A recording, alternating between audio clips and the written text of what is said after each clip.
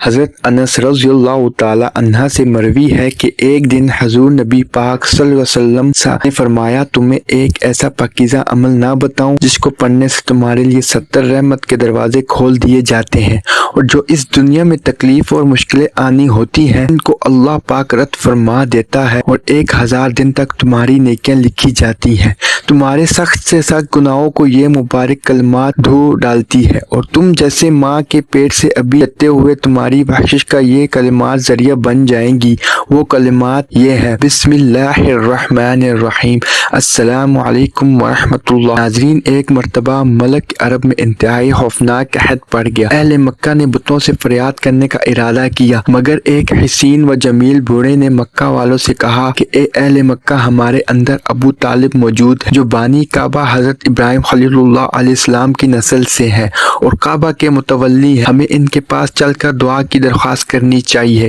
چنانچہ سرداران عرب ابو طالب کی خدمت میں حاضر ہوئے اور فریاد کرنے لگے کہ اے ابو طالب، قحط کی آگ نے سارے عرب کو جلسا کر رکھا دیا، جانور گھاس پانی کے لیے ترس رہے ہیں اور انسان دانہ پانی نہ ملنے سے تڑپ تڑپ کر دم توڑ رہے ہیں، قافلوں کی آمد و رفت بند ہو چکی ہے اور ہر طرف بربادی ویرانی کا دورہ ہے، آپ بارش کے لیے دعا کیجیے۔ اہل عرب کی فریاد سن کر ابو طالب کا دل بھر آیا، اور ابو طالب جانتے تھے اللہ پاک کوئی معجزہ دکھانا چاہتے ہیں، وہ بھی میرے بیٹے کے ہاتھ سے، اسی لیے حضور صلی اللہ علیہ وسلم کو اپنے ساتھ لے کر حرم کعبہ میں آ گئے۔ اس وقت آپ صلی اللہ علیہ وسلم کی عمر مبارک 6 سال تھی، اور حضور صلی اللہ علیہ وسلم کو دیوار کعبہ میں بٹھا کر اپنی انگشت مبارک کو آسمان کی طرف اٹھا دیا، ایک دم چاروں طرف سے بدل لیا نمودار ہوئے، اور فوراً ہی اس زور کا باران رحمت برسا کہ عرب کی زمین سیراب ہو گئی، جنگلوں اور میدانوں میں ہر طرف پانی ہی پانی نظر آنے لگا، چٹیل میدانوں کی زمینیں سرسبز و شاداب ہو گئی، قحط دفع ہو گیا اور کال کٹ گیا، اور سارا عرب خوشحال اور نہال ہو گیا۔ ایک عرابی نے کھڑے ہو کر فریاد کی کہ یا رسول اللہ صلی اللہ علیہ وسلم، بارش نہ ہونے سے جانور ہلاک اور بال بچے بھوک سے تباہ ہو رہے ہیں، لہٰذا آپ دعا فرمائیے۔ اس وقت آسمان میں کہیں بدلی کا نام و نشان نہیں تھا، مگر جو ہی رسول اللہ صلی اللہ علیہ وسلم نے اپنا دست مبارک اٹھایا، ہر طرف سے پہاڑوں کی طرح بادل آ کر چھا گئے، اور ابھی آپ منبر پر سے اترے بھی نہ تھے کہ بارش کے قطرات آپ کی نورانی داڑھی پر ٹپکنے لگے، اور 8 دن تک مسلسل موسلادھار بارش ہوتی رہی، یہاں تک کہ جب دوسرے جمعہ کو آپ خطبہ کے لیے منبر پر رونق افروز ہوئے تو وہی اعرابی یا کوئی دوسرا کھڑا ہو گیا اور بلند آواز سے فریاد کرنے لگا کہ یا رسول اللہ صلی اللہ علیہ وسلم، مکانات منہدم ہو گئے اور مال مویشی غرق ہو گئے، لہٰذا دعا فرمائیے کہ بارش بند ہو جائے۔ یہ سن کر آپ صلی اللہ علیہ وسلم نے پھر اپنا مقدس ہاتھ اٹھا دیا اور یہ دعا فرمائی: اللہم حوالنا وعلی علینا، اے اللہ ہمارے ارد گرد بارش ہو اور ہم پر نہ بارش ہو۔ پھر آپ نے بدلی کی طرف اپنے دست مبارک سے اشارہ فرمایا تو مدینہ کے ارد گرد سے بادل کٹ کر چھٹ گیا اور مدینہ اور اس کے اطراف میں بارش بند ہو گئی۔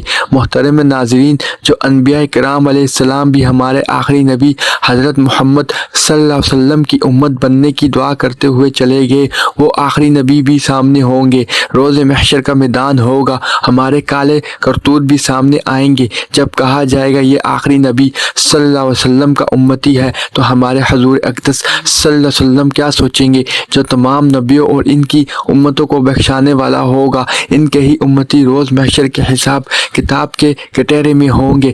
اس وقت ہمارا نبی کیا سوچے گا اور ہمیں اب کیا سوچنا چاہیے؟ ذرا ٹھنڈے ذہن سے سوچے میرے مسلمان بہن بھائی، روز قیامت اگر اللہ پاک کچھ بھی عذاب نہ فرمائے نبی کریم صلی اللہ علیہ وسلم کی شفاعت کے صدقے، تب بھی اپنا یہ گناہگار وجود لے کر اس کے حضور حاضر ہونا اور اس کی بارگاہ میں کھڑے ہونا ہی شرمندگی کے لیے کافی ہے۔ روایات میں ہے روز قیامت ایک شخص کو اللہ پاک کی بارگاہ میں حاضر کیا جائے گا۔ اللہ پاک فرمائے گا اے میرے بندے تو نے فلاں دن فلاں فلاں گناہ کیا تھا، کیا تو نہیں جانتا تھا کہ میں تیرے اعمال پر اطلاع رکھتا ہوں؟ کیا تو نے میرے دیکھنے کو عام لوگوں کے دیکھنے سے بھی ہلکا لیا تھا؟ کیا تجھے مجھ سے اور میرے فرشتوں سے بھی حیا نہ آئی؟ جس مقدس ہستی نور مجسم محمد صلی اللہ علیہ وسلم کو تمہارے لیے رہبر اور رحمت عالمین بنا کر بھیجا، کیا ان کا درس تمہارے لیے کچھ نہ تھا؟ ان پر تو نے عمل نہ کیا۔ آج تو نے چند دنوں کی زندگی کی لذت پانے کے لیے یہ کبھی ختم نہ ہونے والی زندگی کو خراب کر ڈالا۔ تمہیں اس مقصد ہستی حضرت محمد صلی اللہ علیہ وسلم کی بھی حیا نہ آئی؟ کیا تجھے میری پکڑ سے بھی ڈر نہیں لگا؟ اے میرے بندے، کیا میں نے تمہیں ٹھنڈے پانی کی نعمت نہیں دی تھی؟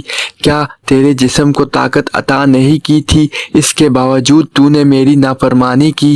بندہ اللہ پاک کا یہ فرمان سن کر شرم سے پانی پانی ہو جائے گا، اس کے پسینے چھوٹ رہے ہوں گے۔ وہ عرض کرے گا اے اللہ پاک، مجھے تجھ سے حیا آ رہی ہے، میرے لیے اس شرمندگی سے یہ آسان ہے کہ مجھے آگ میں ڈال دیا جائے۔ اے میرے مسلمان بہن بھائیوں، اب غور فرمائیے ہماری زندگی کس قدر قیمتی ہے۔ یہی مختصر سی زندگی اگر ہم اسے نیکیوں میں گزار لیں تو جنت کے حقدار بن سکتے ہیں، اور اگر ہم ایسا نہ کر پائے، زندگی کے یہ قیمتی لمحات فضولیات یا گناہوں بڑے کاموں میں گزار دیے اور اس کے سبب جہنم کے حقدار بن گئے، روز قیامت پکڑ کر لی گئی، تو خود سوچئے یہ کتنا بڑا نقصان ہوگا۔ یہ وہی خسارہ ہے جس کے متعلق اللہ پاک نے فرمایا تھا۔ اب جیسا کہ نوائر نائٹ یعنی کہ پہلی رات آنے والی ہے، یہ اصل میں شب تشکر یعنی اللہ پاک کا شکر ادا کرنے کی رات ہے، شب ندامت ہے، شب عبرت ہے۔ سال مکمل ہو گیا، ہم ابھی تک زندہ ہیں، سانسیں چل رہی ہیں، اس پر شکر کرنے کی راحت ہے۔ پچھلا سال گناہوں میں گزر گیا، فضولیات میں گزر گیا، کتنا وقت ضائع کر دیا، اس پر انسان خسارے میں ہے۔ شرمندہ ہونے کی ندامت سے آنسو بہانے رب کریم حضور توبہ طائب ہونے کی رات ہے۔ کتنے لوگ جو پچھلے سال ہمارے ساتھ تھے مگر آج وہ قبروں میں ہیں، اس سے عبرت لینے کی رات ہے۔ مگر افسوس ہمارے ہاں لوگ اس رات کو نہ شکر کرتے ہیں، نہ شرم سے توبہ کرتے ہیں، نہ عبرت لیتے ہیں، الٹا اس رات کو شب خسارہ نقصان کی رات بنا دیا جاتا ہے۔ سال تو گناہوں میں گزارا، نمازیں قضا کرتے، اللہ پاک کے احکام سے منہ موڑتے، غیبتیں چغلیاں کرتے گزارا، بد نگاہی اور گندی باتیں کرنے کی عادت جاری رہی، لوگوں کے عیب ڈھونڈتے رہے، سال گزر گیا، مال و دولت کے پیچھے بھاگتے گزارا۔ اب جب کہ نیا سال شروع ہونے جا رہا ہے تو لوگ اس پر جشن مناتے ہیں، شرابیں پی جاتے ہیں، ہوائی فائرنگ کی جاتی ہے، ون ویکنگ کے نام پر موت کا کھیل کھیلا جاتا ہے، بعض اور باش رنگ ریلیاں بھی مناتے ہیں، اور نہ جانے کیسے کیسے گناہ کیے جاتے ہیں۔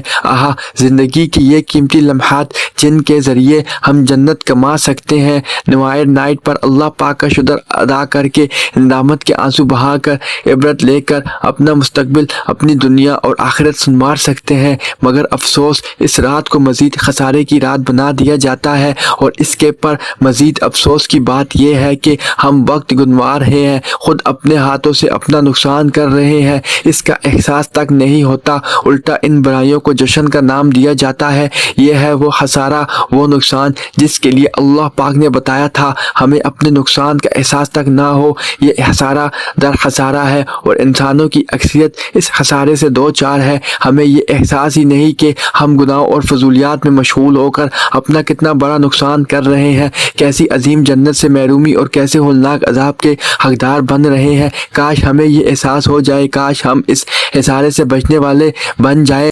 حضرت انس رضی اللہ عنہ سے روایت ہے کہ تاجدار مدینہ صلی اللہ علیہ وسلم نے فرمایا، جو شخص یہ دور پاک پڑے اگر کھڑا تھا تو بیٹھنے سے پہلے اور بیٹھا تو کھڑے ہونے سے پہلے اس کے گناہ معاف کر دیے جائیں گے۔ اس کے لیے 70 رحمت کے دروازے کھول دیے جاتے ہیں، جو ان کے گناہوں کی وجہ سے اس دنیا میں تکلیفیں اور حادثات آتے ہیں ان کو رد کر دیا جاتا ہے، اور 1000 دن تک فرشتے ان کے اعمال میں نیکیاں لکھتے رہتے ہیں۔ وہ مقدس اور ببرکت کلمات یہ ہے، بسم اللہ الرحمن الرحیم وبحمدہ اللہم صل علی سیدنا و مولانا محمد وعلی آلہ وسلم، بسم اللہ وحمدہ وعلی۔ جو بھی مقدس اور ببرکت الفاظ حضور نبی کریم صلی اللہ علیہ وسلم کی مبارک زبان سے نکلے ہیں وہ حق ہے، سچ ہے، اور وہ ہو کر رہتا ہے اور وہ حق کر رہتا ہے۔ ان کو ماننا ہر مومن مسلمان کا مکمل پختہ ایمان و یقین ہے۔ اللہ تعالیٰ سے دست ادب گریہ وزاری عاجزی و انکساری سے دعا کرتے ہیں